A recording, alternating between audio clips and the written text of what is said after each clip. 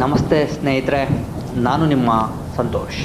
ಈಗಾಗಲೇ ನಿಮಗೆ ತಿಳಿದಿರೋ ಹಾಗೆ ಐತಿಹಾಸಿಕ ಸ್ಥಳ ಆದಂತಹ ಶೃಂಗೇರಿಯಲ್ಲಿ ಯಾವ ಥರ ಪ್ರವಾಹವಿದೆ, ಅಲ್ಲಿನ ಸದ್ಯದ ಪರಿಸ್ಥಿತಿ ಏನು, ಹಾಗೂ ಈ ಮಳೆಯಿಂದ ಆದಂತಹ ಅವಾಂತರಗಳು ಏನು ಎಂದು ಸಂಪೂರ್ಣ ಮಾಹಿತಿ ಕೊಡ್ತೇನೆ. ಇಲ್ಲ ಇನ್ನು ಸಬ್ಸ್ಕ್ರೈಬ್ ಹಾಗೂ ಲೈಕ್ ಶೇರ್ ಮಾಡಿಲ್ಲ, ಆದಷ್ಟು ಬೇಗ ಮಾಡಿ. ಸ್ನೇಹಿತರೆ, ಬಿಟ್ಟು ಬಿಡದೆ ಸುರಿದ ಪುನರ್ವಸು ಮಳೆ ತುಂಗಾ ನದಿಯ ಪ್ರವಾಹದಿಂದ ಸೃಷ್ಟಿಯಾಗಿದ್ದು ಹಲವೆಡೆ ಭೂಕುಸಿದ, ಮನೆಹಾನಿ ಸಂಭವಿಸಿದೆ. ಬೈಪಾಸ್ ರಸ್ತೆಗೆ ಸೋಮವಾರ ರಾತ್ರಿ ಪ್ರವಾಹದ ನೀರು ಬಂದಿದ್ದು ಗಾಂಧಿ ಮೈದಾನ ತುಂಬೆಲ್ಲ ಆವರಿಸಿದೆ. 15ಕ್ಕೂ ಹೆಚ್ಚು ಅಂಗಡಿ ಹೋಟೆಲ್ಗಳನ್ನು ಸೋಮವಾರ ಸಂಜೆ ಮುನ್ನೆಚ್ಚರಿಕೆ ಕ್ರಮವಾಗಿ ತೆರವುಗೊಳಿಸಲಾಗಿತ್ತು.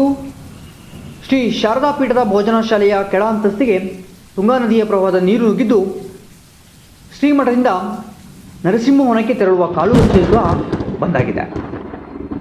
ಪಟ್ಟಣದಿಂದ ಕಿಕ್ರೆ, ಮೇಗಳಬೈಲು, ಜೈನರಮಕ್ಕಿ ಮೊದಲ ಹಳ್ಳಿಗೆ ಸಂಪರ್ಕಿಸುವ ಕಿಕ್ರೆ ಹಳ್ಳದ ಸೇತುವೆ ಮೇಲೆ ನೀರು ಹರಿದಿದ್ದು ಸಂಚಾರಕ್ಕೆ ಅಡ್ಡಿಯಾಗಿದೆ. ಆನೆಗುಂದ ಬಳಿ ತೋಟ ಗದ್ದುಗೆ ಪ್ರವಾಹ ನೀರು ನುಗ್ಗಿದ್ದು ಕಾವಡಿ ಬಳಿ ಲಾರಿಯೊಂದು ಭಾಗಶಃ ನೀರಿನಲ್ಲಿ ಮುಳುಗಿದೆ. ಕಿಕ್ರೆ ಕೆಳಗೋಡಿನ ರಸ್ತೆಯಲ್ಲಿ ಮರ ಬಿದ್ದಿದ್ದು ಸಂಚಾರಕ್ಕೆ ಅಡ್ಡಿಯಾಗಿದೆ.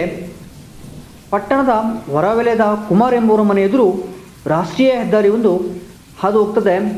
ಆ ರಾಷ್ಟ್ರೀಯ ಹೆದ್ದಾರಿಯಲ್ಲಿ ಧರೆ ಕುಸಿದಿದ್ದು ಸಂಚಾರಕ್ಕೆ ಅಡ್ಡಿಯಾಗಿದೆ. ಅವರ ಮನೆಯೂ ಸಹ ಅಪಾಯದಲ್ಲಿದೆ. ಹೀಗೆ ಶೀರ್ಲು ಗ್ರಾಮದ ಕುರ್ಗಿಯಲ್ಲಿ ಒಂದು ಮೋರಿ ಕುಸಿದು ಸಂಚಾರಕ್ಕೆ ಅಡಚಣೆ ಆಗಿದೆ. ಗಿಣಗಲ್ ಗ್ರಾಮದ ಶಾಂತ ಎಂಬುವರ ಕೊಟ್ಟಿಗೆ ಸಹ ಕುಸಿದಿದೆ. ಬೇಗಾರ್ ಹಸನಬಾಳಿನ ಮಂಜಪ್ಪ ಅವರ ಮನೆ ಮೇಲೆ ಮರ ಬಿದ್ದು ಅಪಾರ ಹಾನಿಯಾಗಿದೆ. ಹೆಮ್ಮನೆ ವನಮಾಲ ಎಂಬುವರ ಮನೆ ಮೇಲೆ ನೆಮ್ಮಾರ್ ಗ್ರಾಮ ಪಂಚಾಯತಿ ಅಂಚೆ ಕಚೇರಿ ಮೇಲೆ ಹಾಗೂ ಗಂಡಘಟ್ಟ ಶ್ರೀಧರ್ ತೋಟದ ಶೆಡ್ ಮೇಲೂ ಸಹ ಮರ ಬಿದ್ದಿದ್ದು ಅವರ ಎಲ್ಲ ಮನೆಗಳು ಜಖಂಗೊಂಡಿದ್ದಾವೆ.